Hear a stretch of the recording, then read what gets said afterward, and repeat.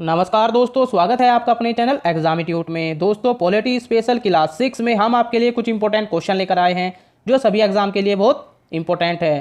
दोस्तों, अगर आपको वीडियो पसंद आ रही है तो लाइक कीजिए, शेयर कीजिए और चैनल को सब्सक्राइब करना न भूलें। चलते हैं क्वेश्चन की तरफ। क्वेश्चन नंबर 1, भारत का राष्ट्रपति किसका एक अभिन्न भाग है? आपके पास ऑप्शन है इस प्रकार। ऑप्शन ए संसद, option B Lok Sabha, option C Rajya Sabha या ऑप्शन डी मंत्रिपरिषद।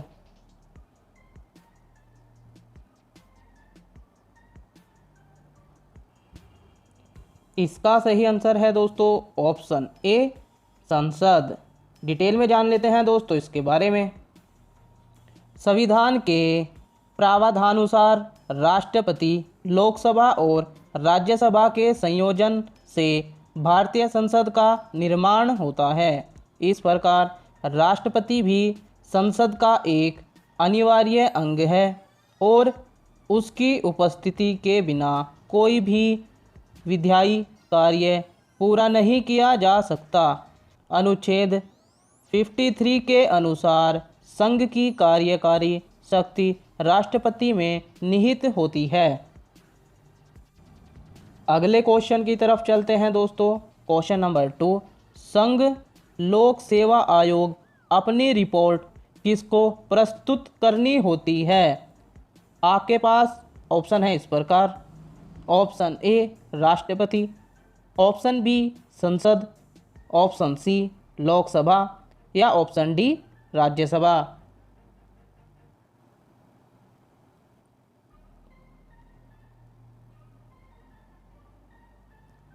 इसका सही आंसर है दोस्तों ऑप्शन ए राष्ट्रपति।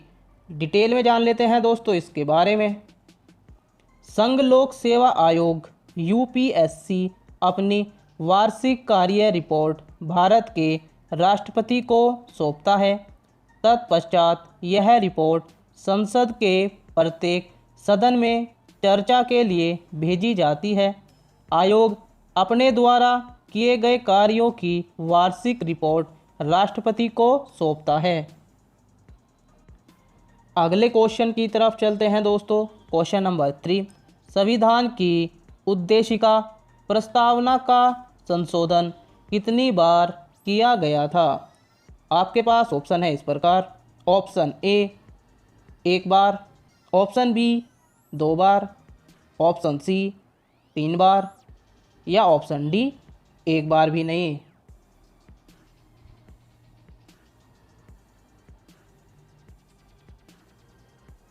इसका सही आंसर है दोस्तों ऑप्शन ए 1 बार। डिटेल में जान लेते हैं दोस्तों इसके बारे में।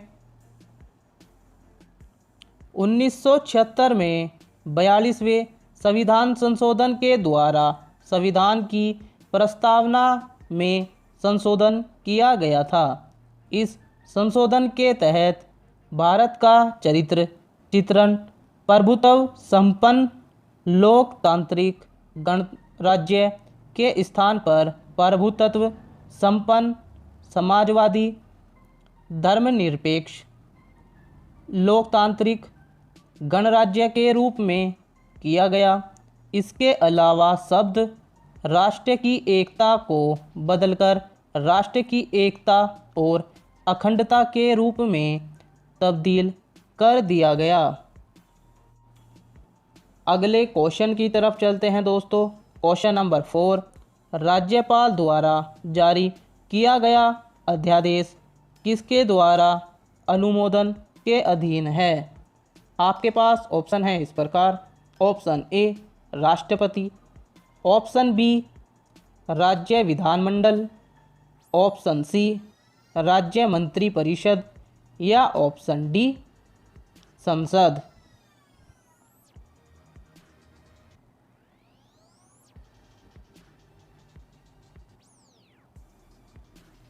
इसका सही आंसर है दोस्तों ऑप्शन बी राज्य विधानमंडल। डिटेल में जान लेते हैं दोस्तों इसके बारे में।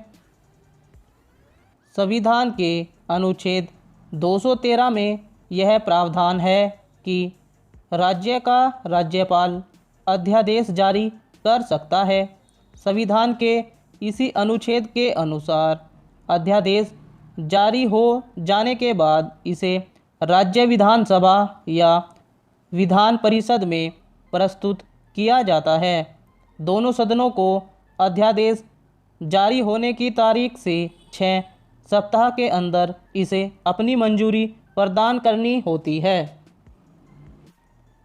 अगले क्वेश्चन की तरफ चलते हैं दोस्तों। क्वेश्चन नंबर 5, भारत का संविधान सभा द्वारा किस दिन अपनाया गया था? आपके पास ऑप्शन है इस प्रकार। ऑप्शन ए 29 अक्टूबर 1949, ऑप्शन बी 22 दिसंबर 1949, ऑप्शन सी 26 नवंबर 1949 या ऑप्शन डी 3 जनवरी 1950।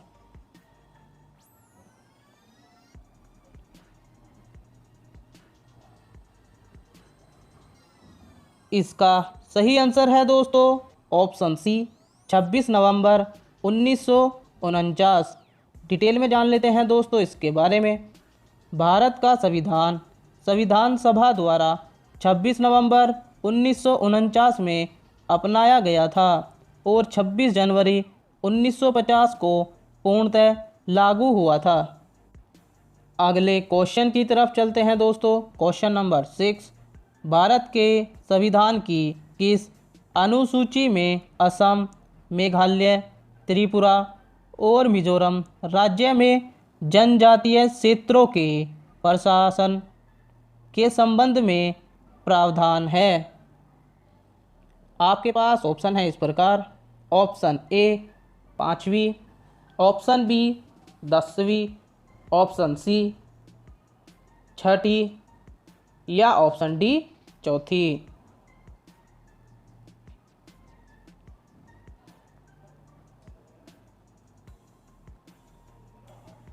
इसका सही आंसर है दोस्तों ऑप्शन सी 6वीं। डिटेल में जान लेते हैं इसके बारे में। भारत के संविधान की 6वीं अनुसूची में असम, मेघालय, त्रिपुरा और मिजोरम राज्य में जनजातीय क्षेत्रों के प्रशासन के बारे में उपलब्ध है। 4थी अनुसूची राज्यसभा में स्थानों का आवंटन। 5वीं अनुसूची अनुसूचित क्षेत्रों और अनुसूचित जनजातियों के प्रशासन और नियंत्रण के बारे में उपबंध। 10वीं सूची दल परिवर्तन के आधार पर निर्हता के बारे में उपबंध। अगले क्वेश्चन की तरफ चलते हैं दोस्तों। क्वेश्चन नंबर 7, भारत के संविधान का कौन सा अनुच्छेद राष्ट्रीय महत्व के स्मारकों, स्थलों और वस्तुओं की सुरक्षा से संबंधित है? आपके पास ऑप्शन है इस प्रकार। ऑप्शन ए अनुच्छेद 48, ऑप्शन बी अनुच्छेद 48A, ऑप्शन सी अनुच्छेद 49 या ऑप्शन डी अनुच्छेद 50।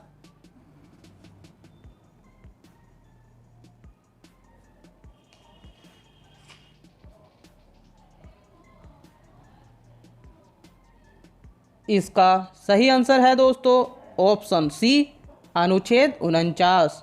डिटेल में जान लेते हैं दोस्तों इसके बारे में।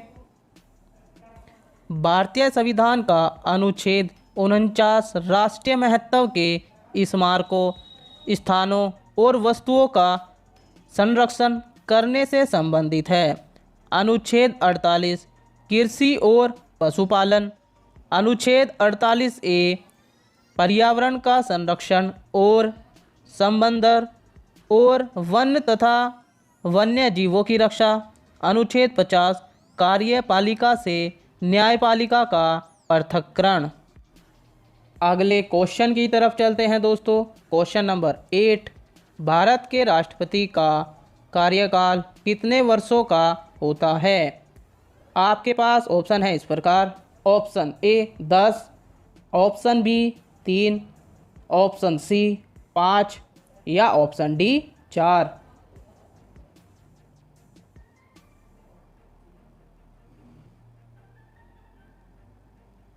इसका सही आंसर है दोस्तों ऑप्शन सी 5। डिटेल में जान लेते हैं दोस्तों इसके बारे में।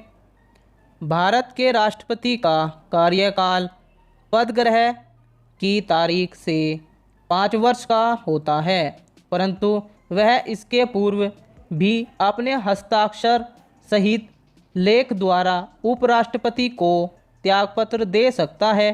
इसके अलावा संविधान के अतिक्रमण पर महाभियोग प्रक्रिया द्वारा भी 5 वर्ष पूर्व हटाया जा सकता है। अगले क्वेश्चन की तरफ चलते हैं दोस्तों। क्वेश्चन नंबर 9, किसी नए राज्य के गठन के लिए भारतीय संविधान की किस अनुसूची में संशोधन करने की आवश्यकता होती है? आपके पास ऑप्शन है इस प्रकार। ऑप्शन ए दूसरी, ऑप्शन बी पहली, ऑप्शन सी तीसरी या ऑप्शन डी 5वीं।